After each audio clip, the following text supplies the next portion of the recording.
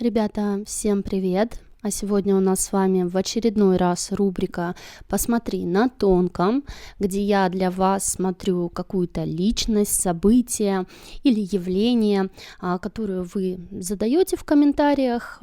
Самый популярный комментарий я отбираю и начинаю смотреть. В прошлый раз у нас победила такая личность, как Николай Левашов. А в этот раз у нас тоже победила личность, но, наверное, еще такая более известная, более выдающаяся, это Александр Пушкин. На самом деле я, может быть, ожидала, может быть, не ожидала, но я думаю, личность, она очень неоднозначная, потому что очень много всего в нем. Я даже вспоминала некоторые его сказки, когда смотрела на тонком некоторые моменты, которые мне всплывали, и всплывали прям вот строки из его сказок, например, там, что висит в хрустальном гробу невеста, да, и вот эти вот все моменты, они у меня на тонком так или иначе всплывали, да, и многие люди говорят, что в его сказках очень много всего закрыто, что, возможно, он был масоном или еще что-то. В принципе, я сейчас зачитаю комментарии, там автор комментария озвучил некоторые теории, которые идут насчет этой личности. Итак, посмотрите, пожалуйста, Пушкина, его неизвестные нам стороны, ведущий, научная деятельность, философ, спецагент, устроитель того мира. И в этой деятельности правая рука царя. Особые тайные поручения в дипломатии и с этим поездки по всему миру, фиктивная дуэль, дальнейшая деятельность, как Александр Дюма, распространение через его романы этики братства, чести, взаимопомощи. Эти знания необходимы сейчас, заранее благодарна. Первый образ, который идет, почему-то мужчина, но это не Пушкин. Прям начинаю его смотреть и начинаю кашлять. Не знаю почему, прям горло сдавливает. Это как его отец, что ли, маленький мальчик. Вот этот взрослый мужчина, он заходит и скидывает перчатки, какие-то белые перчатки. Вот он их прям снимает так, не знаю, зачем этот образ идет. Сейчас будем разбираться. И на нем как военная форма какая-то, он военный или... Что-то вот он на какой-то, вот знаете, такой вот тайной службе, да, вот как вы озвучили в комментариях, что типа был ли сам Пушкин на тайной службе, но вот я вижу, что его отец был на тайных службах. Очень какие-то, знаете, вот прям не то чтобы рука царя, да, или что-то такое, а какие-то очень-очень важные документы, не документы, что-то вот дела, да, именно вот, которые на уровне там царя или какой-то гостайны, я бы сказала вот так, на уровне государственной тайны он знал. Он там не один был, хочется сказать, там был целый кавалерийский полк, не знаю, что это значит. Видимо, там просто было очень много людей, то есть, которые этими гостайнами занимались, то есть там был целый полк, почему-то опять полк, я не знаю, сколько полк в полку, слово о полку Игореве, опять же вот идет, но это, скорее всего, знаете, типа такая ассоциация сейчас идет, вот как вот сейчас у президентов есть там какой-нибудь, вот, допустим, в России, да, есть президент и есть ФСБ, то есть вот какая-то такая служба, да, вот ФСБ, то есть который занимается особо важными какими-то вот делами. То есть и там очень много людей работает. И вот тут то же самое, только это какой-то, знаете, такой ФСБ при царе условно.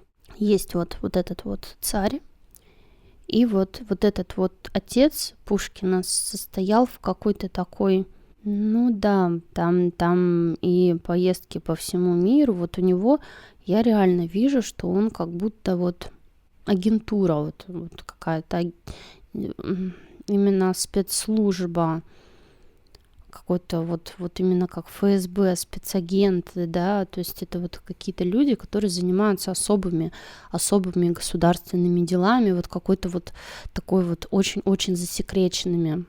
Ну, там семья сама была с этим связана, то есть, смотрите, был отец с этим напрямую связан, то есть он был, получается, вот таким вот агентом, или как там назвать, не знаю, вот. Какой-то кавалерийский полк мне идет. То есть это был какой-то особый кавалерийский полк. То есть, возможно, это называлось как-то по-другому, я без понятия. То есть он работал в этом особом кавалерийском полку. Напрямую я не вижу, чтобы он с царем чего-то, кого-то, да. Но они работали, вот их, как вот сказать, канцелярия, да, там, или что-то вот такое, канцелярская служба работала напрямую вот с царем, с вот этими вот делами, даже где-то мимо царя немножко, не знаю, как типа царю не надо знать, но типа мы вот тут тоже тыл прикрываем. Что-то такое вот странное идет. И там вся семья так или иначе. То есть вот этот мальчик, я вижу его, да, это вот получается юный Пушкин, наверное. Мальчик, женщина. Они были в этом замешаны, так, ну, потому что, типа, если ты вот в этом, то, типа, вся твоя семья тоже в этом. То есть ты как бы замешан в этом во всем. То есть оттуда как нет выхода. То есть все, кто... Вот именно семья твоя, то есть там жена, дети, они как вот какую-то подписку там о неразглашении подписывают или еще что-то. Вот, то есть они как, типа, вот допуск у них есть вот к каким-то вот секретным моментам, о которых никто не должен знать. И вот они, что должны эту тайну как бы хранить, да, хранить тайны государства. Государя идет вот так, государя, да, государя, государства. То есть вот это Боже царя храни там и вся вот эта вот штука. То есть они какую-то прям клятву, хочется сказать, перед Господом давали, там, типа, что они там будут что-то хранить. Сейчас попробую самого Пушкина посмотреть. Вы знаете, вот там да не там. Вот такое идет, там да не там. Ну, я вижу, что он вроде как был допущен к этому, да, ну вот как от соприкосновения с отцом именно, да, он был в какие-то вот гостайны условно посвящен, но у него отвержение все равно это вошло, отвергал это. В общем, знаете, ребята, я бы сказала так, что вот пока что, сейчас посмотрим, что дальше пойдет, но пока что я не вижу, то есть вот какой-то молодой возраст, напротив, он как бы там очень сильно варится, то есть отец там, да, вот это вот все, и он постоянно какие-то люди, какие-то вот, он вроде не посвящен в гостайны, но он все равно вот в этом варится, он это все видит, да, вот эти интриги, то есть он понимает, что там происходит, то есть очень какое-то понимание есть того, как работает система, то есть как работает вот эта вот система на самых высших уровнях, да, именно царской власти вот этой. И даже какие-то соприкосновения есть с царями, царями. Ну, в общем, ну, когда он маленький, юный, но я не вижу, чтобы его туда тащили. Более того, как-то есть такое, что сам отец не хочет. То есть вот отец не хочет его туда, потому что, ну, типа, там какая-то вот эта грязь, интриги, там вот это вот грязь, вот хочется сказать, грязь какая-то, грязь. То есть не надо туда, потому что там вот настолько все вот мерзко, грязно, все как-то это, ну, то есть сам отец, такое ощущение, очень сильно уставал от этой работы, от этой службы, и ну, он не хотел подобного своим детям, или чтобы они даже соприкасались с этим, поэтому я не вижу, чтобы он, знаете, там тянул своих детей туда или что-то подобное. Нет. Более того, он даже там, то есть самим детям говорил, что не надо.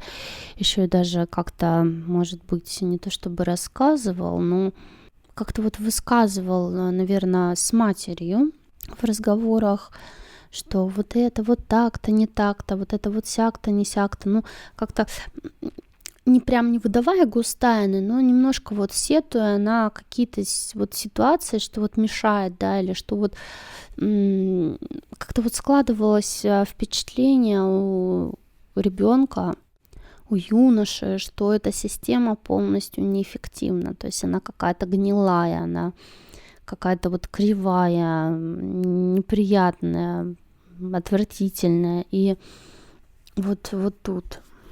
Я бы даже, знаете, наверное, сказала, я вот не помню, если честно, из школьной вот этой вот программы, я помню, что очень многие поэты там, да, разные литераторы, они типа такими революционерами были, декабристы или как их там назвали. Ну, в общем, это, я бы, наверное, сказала, что Пушкин не то чтобы работал на царя, он скорее был революционером, то есть потому что как какие-то круги, то есть я вижу, что он вообще молодой, там, я не знаю, ему лет, не знаю, сколько там, мальчишка, 16, нет, 17, наверное, там под 20 лет, 19, что-то вообще молодой очень. Вот шальная голова, знаешь, у тебя вот как у нас сейчас есть вот эти вот детки, которые там тоже в 14 лет бегом на площадь бегут, да, на какую-то, вот, потому что им какой-то дядя с экрана непонятно, что там рассказал, да, вот эти дети уши развешали и побежали. Вот тут то же самое, что-то такое, знаете, вот эта дурная голова ногам покоя не дают, вот тут то же самое. То есть шальная, ветер в голове, шальной, знаете, вот эта бурная молодость какая-то, вот кровь в венах кипит. И такой, там, да, тебе кажется, там, ты весь мир, там, да, у тебя там какое-то вот воодушевление большое. Идет фраза «долой царя», «долой царя». То есть я бы даже сказала, что нет. Но спецагентом там не пахнет. Там пахнет, наоборот, вот какой-то вот такой революционный флёр, знаете, вот это вот русская весна там или как-то вот типа вот такого, да, что-то. То есть какие-то бунты, ну, он в бунтах, я не вижу, что он участвует, но какие-то подпольные собрания. Так, сейчас попробую посмотреть. Ну вот, если рука Запада какого-нибудь или еще что-то, ну, то есть мы понимаем всегда, что были те, кому было выгодно, да, так или иначе устраивать что-то подобное. Ну вот я смотрела Ленина на Бусти, кто подписан, тут видел вот это видео, где я разбирала личность Ленина. Там было, что вот что он работал, да, на Британию, там, что откуда вообще пошло это все, то есть вот этот Ленин, Маркс и там и так далее, то есть вот эти моменты Карл Маркс, да, там все такое, и вообще такое явление, как коммунизм, то есть я там разобрала, что это все, ну, условно, спецагентура работала, то есть и те же самые вот это вот даже труды эти разработала, но здесь я не вижу, чтобы на него выходили или что-то подобное было. То есть прямого вот соприкосновения с какими-то там, я не знаю, западными агентами, которые бы могли его завербовать или что-то подобное, нет. Но вот эти общества, в которые он входил, да, какой-то вот эти вот закрытые, какой-то вот по молодости, по глупости, знаете, вот такой больше идет. Просто молодой, глупый, горячий, хочется чего-то, адреналинчика какого-то, хочется вот чего-то вот прям вот, знаете, там такой эгэгэй, да, там весь мир перевернуть или еще что-то. И он в какой-то вступал. Но я не вижу, что это масонская ложа или что-то подобное. Пока что нет. По крайней мере, это мы сейчас юность смотрим. Пока что я не вижу никакую масонскую ложу, ничего вообще. Хотя я была уверена, что он масон, если честно. Мне почему-то, я думала, что если человек как бы типа вот так это, то, скорее всего, он масон. Пока не вижу. В молодости, по крайней мере, не был. Ну, там, в принципе, все. Вот эти какие-то тайные, вот эти подпольные какие-то, хочется сказать, общества, как подпольные казино какие-то, да, но они, как бы, понятное дело, кто-то ими руководит, то есть есть какая-то такая рука, да, западная, но это вот по большей степени не какие-то, знаете, прям сердце этого всего, а это просто вот, ну, где людей вот разводят условно, да, вот это вот такое. То есть он был обычным человеком, которого тупо разводили. Так, ну, сейчас попробую посмотреть уже больше. Ну вот когда повзрослел, знаете, то есть где-то лет, может быть, 30 или вот 20 с чем-то уже, то есть вот как будто, знаете, в какой-то момент у него перелом был. То есть, знаете, как будто в какой-то момент он понял, что его тупо использовали. То есть, что не было никаких именно высших целей у этих организаций подпольных. Не было ничего, то есть, что его просто вот потерли как тряпкой, знаете, вот тряпку, которая просто нужна для того, чтобы пол вытереть, да, и все. То есть, как будто вот использованный такой вот тряпкой, одноразовый, причем он себя вот почувствовал, что как будто его взяли там, когда он был в этих вот кругах, вот там говорили, да мы за тебя, мы горой, мы за друг друга, мы там вместе, да, еще что-то. А тут бах, какой-то перелом, и типа он понял, что нету такого, то есть как будто его все кинули или что. То есть как на самом деле, вы знаете, есть выражение «друг познается в беде». И вот тут то же самое, то есть, типа, они такие все, мы друзья, а потом бах, беда наступила, и, типа, они такие, а мы тебя не знаем, типа, а ты вообще кто? А ты вообще с чего решил, что мы вместе, да, и вот в таком виде, то есть кинули его. И вот этот момент какого-то собственного одиночества очень глубокий. Он остался один, его просто кинули реально, когда он попал в беду, то есть он серьезно думал, что они его, ну, типа, знаете, такие мы там товарищи, да, ну и все такое, вот просто остался один, и вот тут его какая-то жесткая реальность накрыла, знаете, вот человек, который понимает, что ему просто бошку дурили все это время, что его вот просто обманывали, да, и просто использовали в своих целях, он просто сталкивается с жесткой реальностью и понимает вообще, типа, вот то, где он был и во что он вляпался или что-то такое, я не знаю. То есть и тут у него идет момент не то чтобы там злости, не то чтобы на себя там или что-то больше. Он больше нацелен на себя, то есть злость на вот этих людей нету, на себя какой-то идет, знаете, то, что даже не злость, типа, какой я был дурак, типа, как легко меня просто развели, как котенка какого-то, вот просто вот такое что-то идет.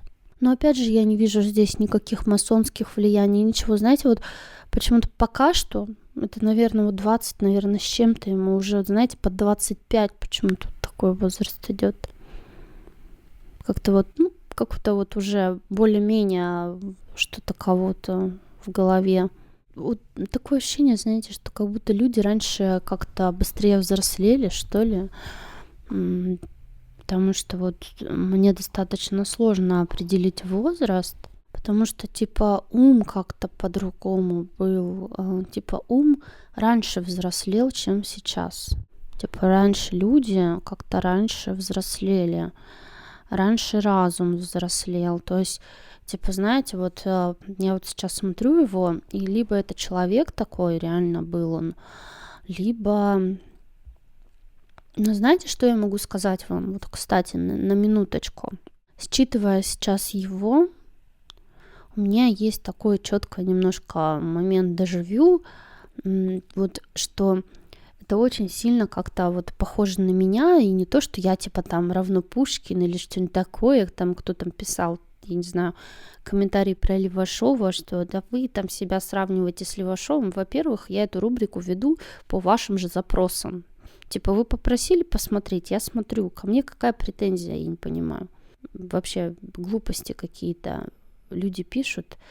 Но здесь образ идет в том, что он, скорее всего, был какой-то душой высокого порядка. То есть я не вижу масонских лож, я не вижу там чего-то такого, я не вижу пока что ничего, но я вижу душу, которая вот просто была не то чтобы ведающей, но какой-то вот чувствующей, знающей, понимающий на уровне какого-то тонкого ощущения. То есть такое ощущение, что он просто многое чувствовал, знал и понимал на уровне какого-то вот, знаете, такого тонкого подсознания, то есть типа понимал, что это неправильно, то есть у него было ощущение, что вот это неправильно что-то, да, и именно вот из-за этого внутреннего ощущения некой неправильности происходящего он и попал вот в эту ловушку, которую ему типа сказали: да, да, там вот это неправильно, мы тоже так думаем, мы хорошие, давай поверь нам, да, или что-то такое.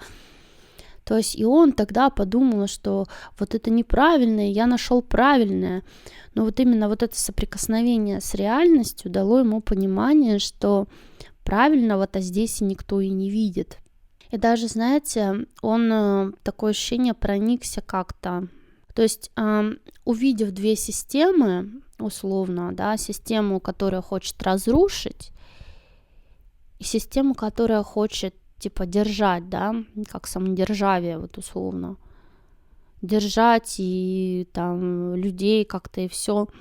Он понял, что та система, которая вот самодержавие, система, она больше заботится о людях, чем та система, которая хочет все разрушить. То есть вот, это какое-то осознание такое у него было мощное. Вообще интересно бы было потом почитать его биографию, вообще, что там пишут про него. То есть, опять же, не вижу соприкосновения вот с какими-то именно ложами, еще чем-то. И вот тут такое ощущение, он находит выход в творчестве. То есть ему хочется говорить самому, уже, знаете, не какие-то организации поддерживать, не поддерживать каких-то вот этих революционеров там или кем они там были, да, то есть вот это подпольные организации, не поддерживать, а говорить свое. Вот я говорю, у меня вот эффект некого такого дежавю, да, вот есть в том плане, что вот именно тоже, да, там в свое время проходил момент там найти правду чего-то там, кого-то, что, а может быть вот этот говорит правду, может быть вот тот говорит правду, да, что ну где-то же правда должна быть, а потом, когда ты понимаешь, что правда, она внутри тебя, и вот ты уже начинаешь как бы... Это как тот момент, когда ты перестаешь перекладывать ответственность некую на других, да, то, что ты хочешь сделать сам, ты хочешь переложить эту ответственность на других, что, может быть, не я это сделаю, вот я хочу что-то поменять, да, вот Пушкин, у него там в детстве, в юности вот этот был момент, что он видел эту власть, да, допустим, там царскую или что он там смотрел, и у него отвержение вот это внутреннее шло, что это неправильно, что это все плохо, и он хотел поменять что-то, то есть какие-то действия произвести или что, чтобы поменять. Он нашел вот этих каких-то людей, которые типа говорили, мы хотим все поменять, мы это, и он такой: о, мне ничего не надо делать, вот есть какие-то люди, я просто буду их поддерживать, да, говорить, да, давайте, делайте, и все, и буду смотреть, как кто-то другой что-то делает, вот, и радоваться, да, что кто-то делает то, что я хочу, но вот это не работает. То есть он через это тоже проходил, вот через такие какие-то моменты, что это не работает, что если ты хочешь что-то изменить, делай это сам, не опираясь ни на кого. И вот тут у него тоже пришел вот этот момент, что я хочу сделать это сам, не опираясь ни на кого. Я хочу, типа, не вот там чужие идеи поддерживать, не эти идеи поддерживать, и не те идеи поддерживать. Я хочу поддерживать свои идеи. И вот он начал писать. То есть я вот это вижу. Он начал писать. Свое вот я все-таки вижу, что у него идет изнутри это. У него это идет изнутри, то есть он как будто свой внутренний мир, идет такой крик души, то есть свой какой-то, да, вкладывал вот в это. Он крик души свой вкладывал в свои произведения. То есть, типа, донести смысл того, что вижу я, до других людей. Вот это у него было. Он очень сильно хотел, чтобы люди его вот услышали, да, или вот прочитали, вот задумались о чем-либо, и действительно, вот как вы писали, да, что у него вот там любовь, взаимопомощь, понятие этики, братства, там, чести, и все, вот он передавал то, как он видит вот эту всю взаимопомощь, честь, братство и так далее. Вот. То, как он считает, это должно выглядеть, то, как он считает, вот оно должно быть типа вот незыблемым каким-то для многих, и типа он не понимал, почему этого другие не видят. Вот как-то так. И знаете, там тоже насчет царя, вот тут ему как будто дали карты в руки. Ну, карты, я имею в виду не игральные карты, да, ну вот и говорят, ты типа хочешь, тебе и все карты в руки, ну типа держи все карты в руки. Вот, то есть ему дали вот именно вот этот карт-бланш какой-то, да, на все, типа делай, хочешь, типа вот действительно что-то изменить, хочешь действительно, вот если это не просто разрушить, если ты не просто хочешь разрушить, а ты действительно хочешь что-то изменить, у тебя действительно есть какие-то идеи, у тебя действительно есть какое-то вот видение мира, там еще что-то, того, как ты думаешь будет хорошо, то есть не ломать, а строить. Если ты хочешь что-то построить, если ты действительно знаешь, что можно сделать для того, чтобы что-то изменить, делай. Вот как будто вот что-то такое произошло. Ему сказали, делай, давай, я только за, давай, делай, да, мы все сделаем, чтобы вот это все, мы твои идеи выслушаем, мы попробуем их понять, мы попробуем их как-то вот, ну, реализовать, может быть, не так, как ты хочешь, но мы попробуем хотя бы вот лечь в этом направлении условно, да, что-то вот в этом плане я вижу. То есть и у него прям загорелось все внутри, и вот в этот момент вот вспыхнул вот этот факел. Он прям горел в плане внутренней, вот он понял, что то, что вот юношеское, это типа так уголек там какой-то был, а тут именно вот костер, да, какой-то внутри него разгорелся, где он начал вот делать, творить, менять, то есть он прям вот какими-то, идет такое, знаете, вот как, я не знаю, человек просто свой потенциал раскручивал вот просто какими-то спиралями такими огромными, просто вот оно распространялось на очень большие слои населения. Он там переделывал, тут переделывал, здесь переделывал, какие-то области очень разные, которые он задевал. Вот идет фраза, что он хотел любви, чести и достоинства для каждого человека. Вот такое.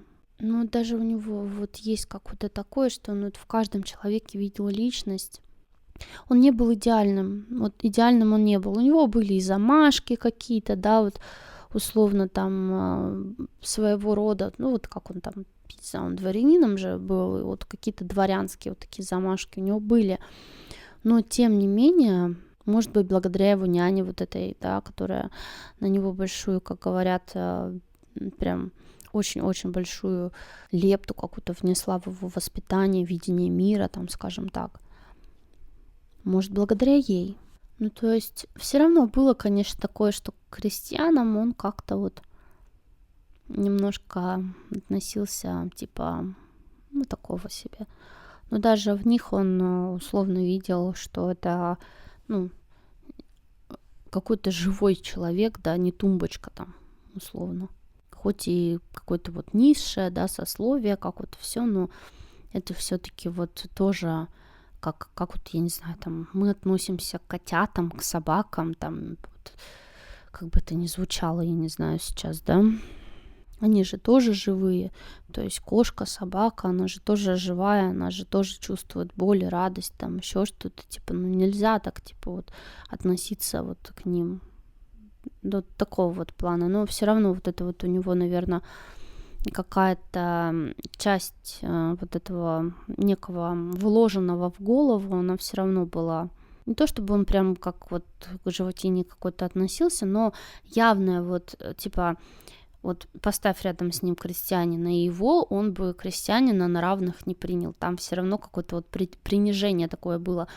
Ну, наверное, знаете, то же самое, что вот какой-нибудь чиновник, там, я не знаю, депутат там какой-нибудь Госдумы, да, там, супер-пупер, и вот поставь перед ним там слесаря, там, Васечкина, и он будет к этому Васечкину, ну, примерно так же относиться, да, кто я, а кто Васечкин. Ну, вот тут, наверное, нечто подобное.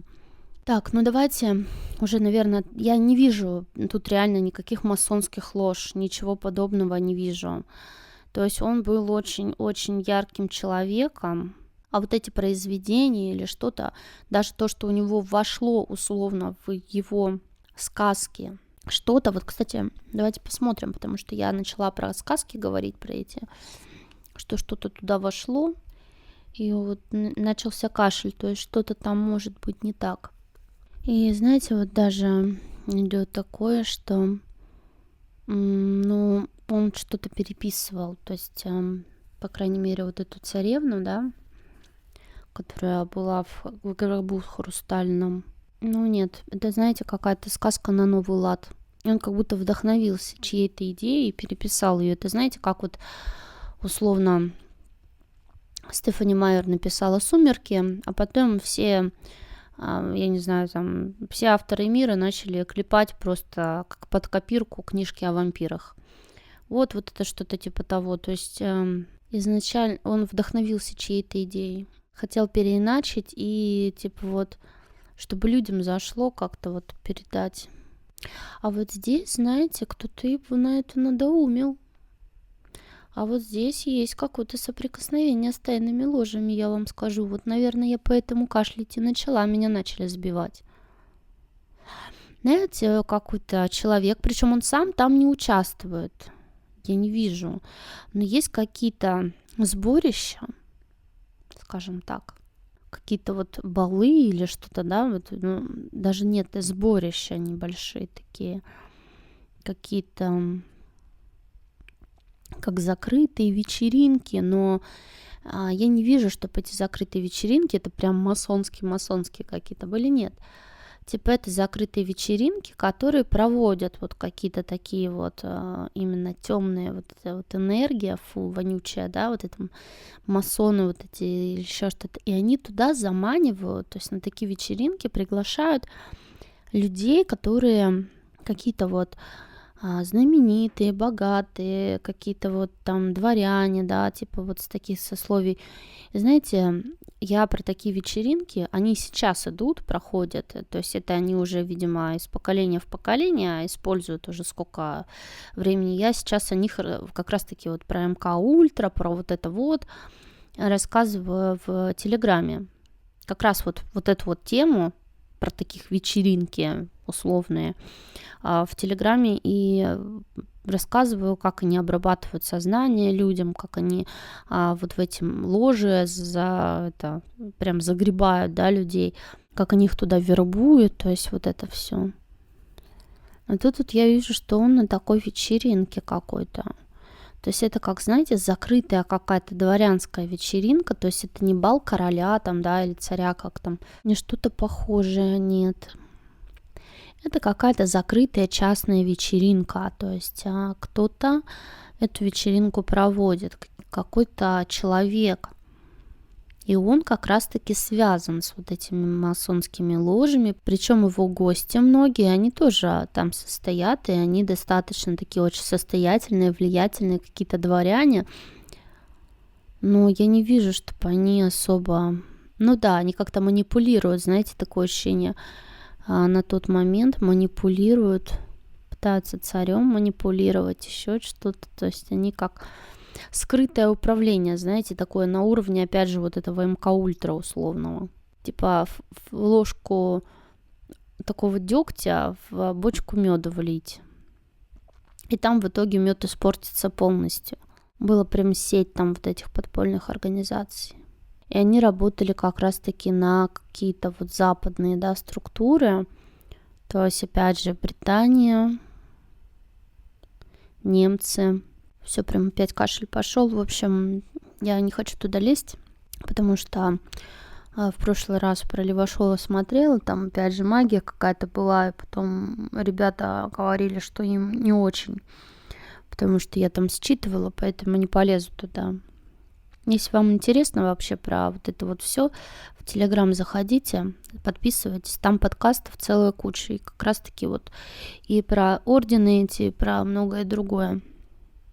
Я сейчас тем более начинаю уже активно рассказывать, про то, как они там и замыливают, и как они обрабатывают сознание, и многое другое. Вернемся к Пушкину. Вот он, там находясь, вот такое, знаете, тонкое влияние они на него оказывали.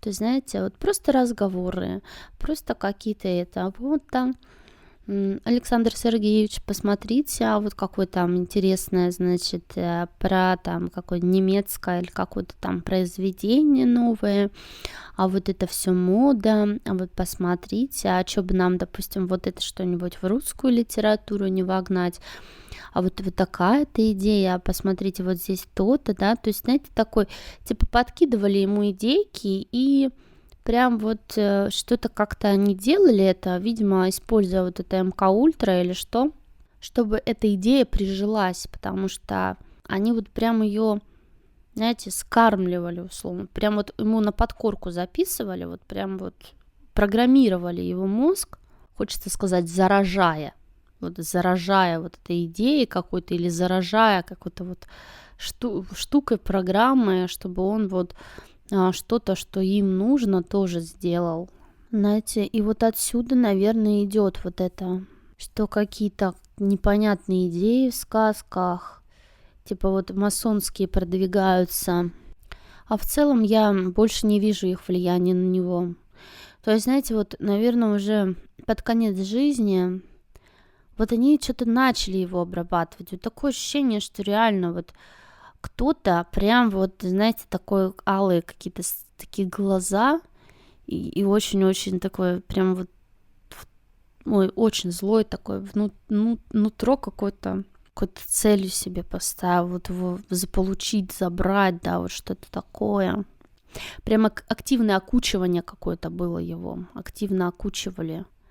Прям вот дурманили голову, вообще просто очень сильно дурманили голову, пытались склонить к тому, чтобы он вошел в их вот это тайное общество, но он, знаете, такое ощущение, что, возможно, они ему и предлагали, типа там, вот у нас там есть какой-то закрытый там клуб, давай-ка с нами там вступи в него и так далее, но у него уже был опыт, понимаете, предыдущий, с такими закрытыми клубцами, то есть в юношестве, где он попал в такой закрытый кружок, условно какой-то, да, где это было круто там, да, и в итоге у него уже был негативный опыт, что эти кружки из себя представляют, и чем это все может закончиться, и он такой, не-не-не, ребята, это не про меня вообще, не-не-не-не-не, никаких кружков, не-не-не, вы меня в это во все не впутываете, я туда не хожу, я по таким местам не лазю, все это не про меня. И типа их это очень вот прям какой-то бессилие момент был, что они вот прям бесились, что вот типа вот он как бессильный его туда вот заманить как-то, чтобы он добровольно туда пришел, потому что он им очень сильно мешал, очень сильно мешал. Знаете, как бы они-то его и не грохнули, потому что я сейчас вот смотрю, и вот он им прям как кость в горле, вот прям как кость в горле. Они его и к себе забрать не могут, да, вот какую-то вот масонскую вот херню. И он им глаза мозолит, потому что он мешает что-то, у него влияние есть какое-то. Он вот своими идеями, своими какими-то вот, типа, как вот ему сказали, давай, внедряй, да, мы будем тебя слушать, давай. А там были другие, там вот эти дворяне, которые вот в этих вот масонских ложах, которые обрабатывали, я не знаю, кого, каких-то там высокопоставленных чиновников, может быть, самого царя, да, типа, вешая ему лапшу на уши и пытаясь типа навешать то вот какую-то повестку дня, которую им нужно. Вот они прям ее пропихивали, да, кому-то. Царю, может быть, свите царя, то есть вот правым рукам царя, я не знаю. Вот они прям пропихивали что-то, вот какую-то повестку дня. Вот как Клаус Шваб всему миру, знаете. А тут вот не получалось. Вот потому что вот влез вот этот, хочется сказать, выскочка просто, вот откуда-то вылез этот выскочка и начал вот свои вот эти идеи откуда-то от сердца там, да, не от корысти, а от сердца говорить. И его начали слушать, к нему начали прислушиваться, и он что-то вот прям вот начал выносить, резко деструктивная по отношению к вот этим ложам, то есть прям он им мешал, и он им прям все планы ломал, то есть вот как знаете, вот каркасы они выстраивают намерения, да, каких-то своих, каркасы намерений, каркасы своих каких-то целей, да, к которыми он идут, а этот приперся просто такой, да, такой непонимающий вообще, непонимоника такой, я тут душа нараспашку, хочу типа весь мир там изменить, туда-сюда, такой дверью распахнул, и просто все их вот эти палки, которые они старательно выставляли, да, каркас вот этот вот своей крыши, которую они там, да, строили, вот фундамент, все полетело нахрен. Вот хочется сказать, к чертям все полетело, потому что вот просто вот он, прям эти все балки, образы идут такие, что вот они просто пополам начали вот разрубаться, да, вот как-то разламываться, и все, вот вся вот их конструкция, которую они старательно так вот взращивали, столько времени просто вся начала рушиться, и дом этот начал просто с обрыва куда-то, в обрыв туда лететь, и он им очень сильно мешал, очень сильно. Прям он появился словно ниоткуда и своим вот этим потоком чистого сознания просто смывал, вот сметал все их труды. Они пытались на него, типа, воздействовать, не получалось. Они пытались его, типа, к себе завербовать, он вообще наотрез отказывался. Он говорил, даже не разговаривайте со мной на эти темы, даже не пытайтесь со мной разговаривать на эти темы. Я никуда не пойду, я нигде участвовать не буду, все, не надо мне этого всего. Я вот сам по себе, типа, и до свидания. Вот подстроили они это, ребята, нет, никакой он там не Дюма, не было ничего такого, Дюма это кто-то другой, но Дюма это был тайная личность все-таки. Ну, если вам интересно Дюма, давайте посмотрим Дюма, может быть интересно, что это вообще такое, кто это и был ли такой вообще человек, посмотрим, потому что там идет тайная личность именно, как человек в маске, знаете, вот такой, и... По-моему, уже про человека в маске сам Дюма писал, да, такое ощущение, что Дюма и был, то есть он как будто про себя писал, я человек в маске, да, какой-то вот, типа, человек, который не может открыть свою личность, но я не вижу, что это был Пушкин, нет, да, вообще энергетика разная даже, разного роста были, разный рост, разное телосложение, разные... Ну, лица похожи, наверное, может быть, лица, но это абсолютно два разных человека. Внутренний мир абсолютно разный. Нет, Дюма не был Пушкиным. Нет. Это вообще абсолютно два разных человека с абсолютно разным складом ума, с абсолютно разной внутренней начинкой, я имею в виду характер, отношение к жизни, вообще мировоззрение, вообще что-либо, разные абсолютно типы темпераментов, ну, вообще разные. Нет. Человек невозможно так изменился, чтобы там вообще все. Нет. Пушкина убили. Точнее, знаете, не то, что убили, а подстроили все. Вот эти вот ложи, так называемые, это и подстроили, им надо было его устранить, потому что он им сильно мешал, и они прям его спровоцировали, то есть вот этот Дантес или кто он там, не помню, кто его там застрелил, но это все была провокация, то есть специально была создана ситуация, специально выводили его, то есть такое ощущение, что он даже на провокации-то особо не поддавался, а тут прям вот как это, вот прям вот спланировали, четко спланировали, чтобы вот прям какая-то такая провокация, чтобы он прям повелся. И он, короче, повелся на это. И там был кто-то третий стрелок. Да, блин, там вообще вся вот эта дуэль, это было полностью ловушкой. Полностью от начала до конца. То есть, ребята, честно, я не вижу там ни одного условного друга для него. Там было один какой-то, как будто был в стороне, и было еще трое. То есть, по сути, помимо самого Пушкина, там было 4 человека. И это все было спланированное убийство. Там все спланировано было от и до. От и до. Вот так идет. Все было спланировано. Кто-то получил много денег, кому-то прям вот целый кошель с золотыми монетами условно дали. Вот образ идет такой, что вот очень много денег, какой-то вот кошель с золотыми монетами. Еще, знаете, скорее всего, что-то делали. То есть я не вижу ритуалов на костях или что-то подобное, но как будто что-то завязали на его имени. Вот была какая-то завязка на его имени. Вот помимо того, что делали какие-то вложения в голову, ну вот как вот типа вот напиши там какую-то сказку, еще что-то, да, вот сюжеты, да, вот какие-то вкладывали, типа что это отличная мысль там и так далее. То есть вот эти вот какой-то, знаете, вот как чтобы яд впрыснуть в общество какой-то.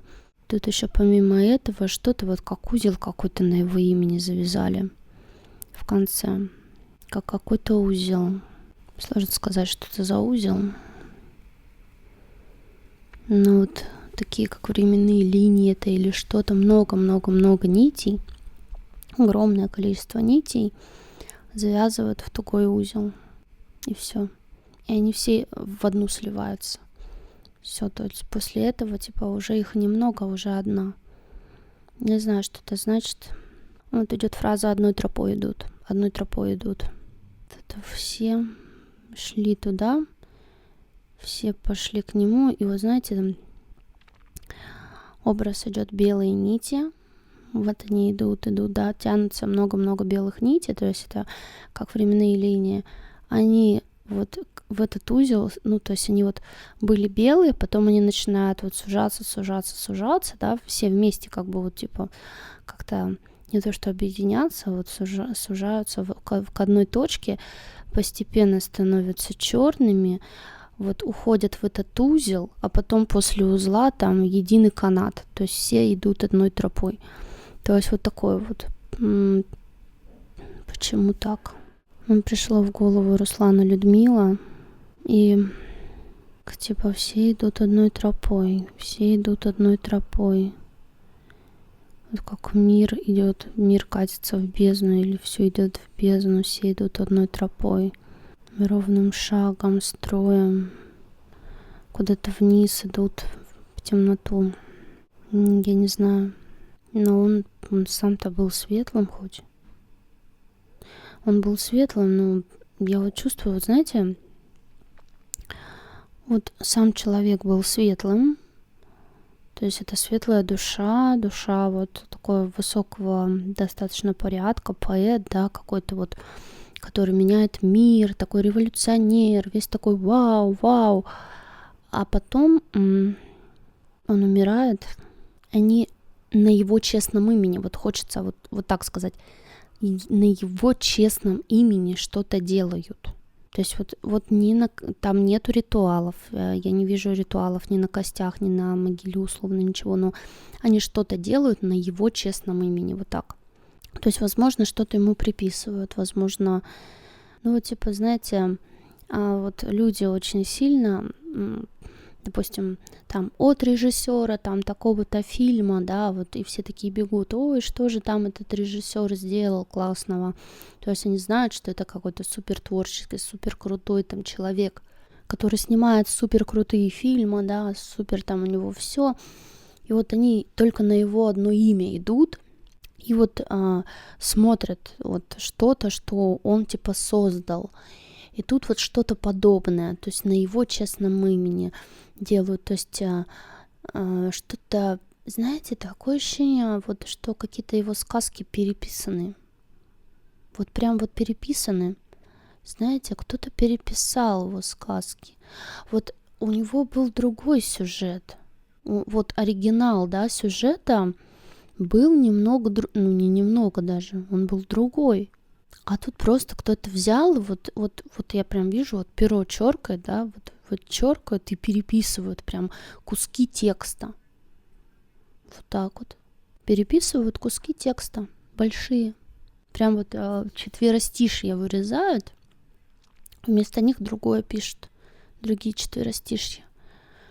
Кто-то на его честном имени, вот это, знаете, как историю переписывают, да? Вот тут то же самое Пушкина переписывали, чтобы исказить как-то, вот тут даже не то, что исказить, а внести какие-то вот эти вот, знаете, а-ля согласия, короче. Вот как мы с вами обсуждали, что они любят закладывать вот эти, типа, фильмы смотрим, на что-то соглашаемся там, книжку читаем, на что-то соглашаемся, какой-нибудь мировой там супер бестселлер, да, летом 50 оттенков, или еще какая-нибудь такая мура. Вот мы читаем и типа соглашаемся на то, что это все нормально, это все хорошо, да, что там убивать людей это здорово, все, я много об этом говорила, повторяться не буду, но тут вот что-то типа того же, то есть типа мы что-то читаем и на что-то подписываемся, вот так вот, прям четко вот этот момент идет, прям блоками вырезали, переписывали, под себя, вот как им надо, вот как они хотят, они это делали, прям уничтожали труды его, уничтожали. Понимаете, в чем фишка? Он же был реально светлой, сильной душой какой-то, да, высокого порядка, которая пришла сюда навести порядок. Ну, судя по тому, что я вижу, вот на нем, да, вот то, что он там хотел действительно что-то изменить, у него вот там все горело, то есть это явно была очень сильная такая душа, которая хотела какие-то перемены, то есть хотела очень сильно там внести что-то, да, переделать. И они просто вот уничтожили, получается, все его труды. То есть на его имени, на его силе, это же его потенциал. То есть люди идут там и читают его произведения, потому что они чувствуют там вот эту энергию, да, животворящую вот эту энергию творчества, глаза вот этой вот огромной большой живой души. И они этот потенциал чувствуют, поэтому они тянутся к этому, то есть к его произведениям, к его стихам, к его вот вообще всему. Но они вот зная это, что вот таких вот там условных поэтов, да, бардов, там, как говорится, люди слушают и вот внемляют, да, через их вот это вот внутреннюю суть, которую они закладывают, через их вот этот голос, через их, ну, я имею в виду сейчас певцы, да, не только же там у нас есть поэты, условно, певцы есть, актеры, да, что-то вот, ну, в общем, люди творческих профессий, вообще творческие люди, которые там рассказывают свое мнение какое-то, где-то вот какие-то передачи, да, там у них или еще что-то, в общем, неважно. И они оставляют глубокий след, как бы в сердцах людей, в умах людей. И поэтому вот они типа пытаются исказить это. То есть взять уже постфактум, когда он уже умер, все, и прям вот туда в его потенциал, в его вот эту бочку с медом влить даже не ложку дегтя, а там влить целый ушат дегтя и тщательно перемешать. Такое. Все на его уже посмертии, то есть все на его честном имени, на его вот там запятнали рот, как-то вот так еще идет его. Пользуются его именем, вот, запятнали, пользуются его именем. Просто вот берут в наглую это делают. В общем, дальше я не вижу уже смысла смотреть, вроде как все мы, то, что можно было, посмотрели, но личность на самом деле очень интересная, как по мне так вышло. Никаких моментов с теорией заговоров не оправдалось. Я не знаю, может, оправдалось, вам там виднее, потому что вы это все читаете. Я как бы даже не в курсе была, вот я сообщения там, да, еще слышала что-то там про Дюма, что это типа он мог быть. Но как-то не зацикливалась на этом, мне как-то без разницы было. Но то, что он был правой рукой царя, для меня это, конечно, был такой новость. Я такая думаю, с чего Пушкин вообще правая рука царя? Но вот как я посмотрела на тонком, там действительно были какие-то вот соприкосновения его, по крайней мере, не в ранней юности, но в каком-то позднем, да и в раннем юности тоже там были соприкосновения все-таки с царскими особами, это есть.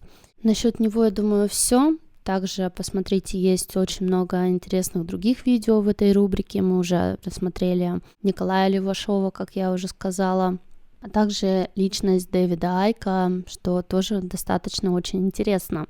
И также напоминаю вам, что именно под этим роликом голосуйте за какую-то следующую личность, событие или явление. Я его обязательно посмотрю на тонком. А также подписывайтесь на телеграм-канал, потому что именно там я сейчас очень активно рассказываю про тему МК Ультра, про то, что это такое, к чему это все ведет, что это за явление, при помощи которого они программируют мозг людей, причем не просто одного человека, а прям массовый контроль сознания. То есть на самом деле это МК Ультра, это больше, чем контроль звезд Голливуда. Но, кстати, и про звезд Голливуда, про контроль над ними, и не только над ними, но и над многими очень известными людьми. Я тоже это все разбираю в Телеграме, уже вышло очень много подкастов на эту тему. Я это все в свое время смотрела на тонком, да и сейчас продолжаю смотреть, ну и уже начала рассказывать вам. Так что присоединяйтесь. Впереди у нас еще очень-очень много с вами интересных тем, в том числе и тех тем, которые выберете вы. Но у меня на сегодня все. Всех вас люблю, обнимаю. Ваша Надежда Солнечная. Пока-пока.